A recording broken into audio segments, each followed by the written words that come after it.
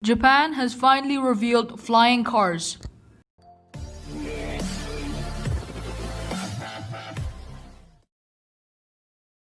Hello everyone, welcome back to Ahmed Media. Please stay tuned and watch till the end, and don't forget to subscribe, like, share and comment for future topics.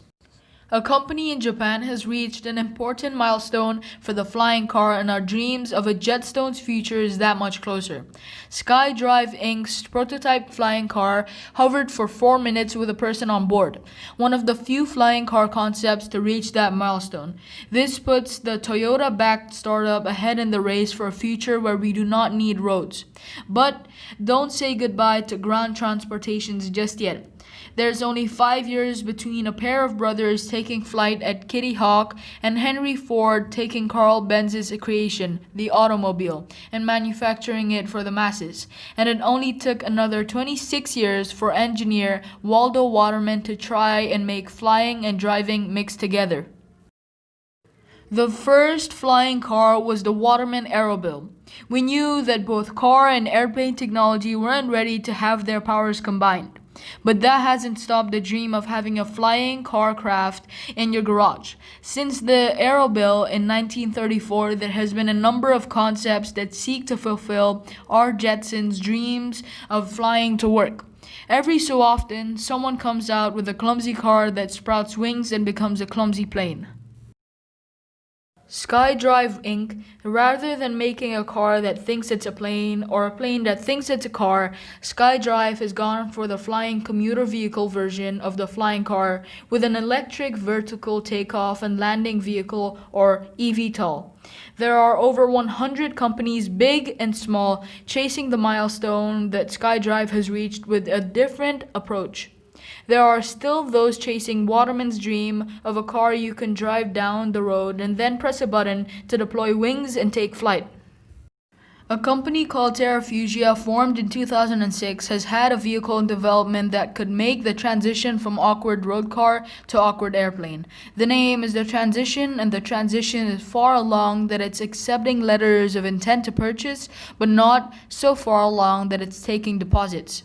It also has in development the TF2, which is more in line with the SkyDrive SD03 as a multi-rotor eVTOL craft. This year's Consumer Electronics Show featured a flying car concept in partnership with Uber that it says will be ready by the year 2023 as a flying taxi.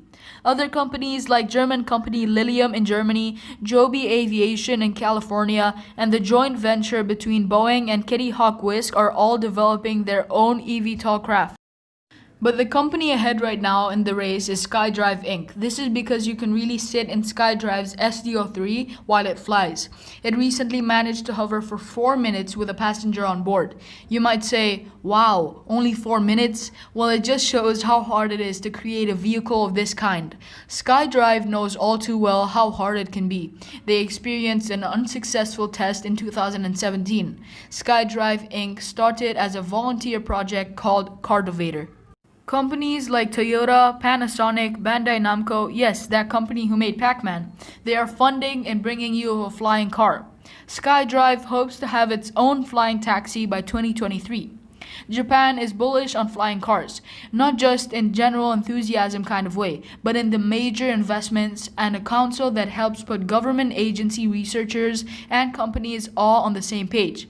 That's an important step because there are a lot of steps between the test pilot doing careful maneuvers in a controlled environment and hailing an air taxi to Tokyo Skytree. There's a man named Nobuo Kishi whose job it is to think of all the ways a flying car can go wrong. Like, how do you get the car safely to the ground without it landing on someone? He and researchers like him have to figure out how to coordinate all of that flying with all that underneath all the flying cars.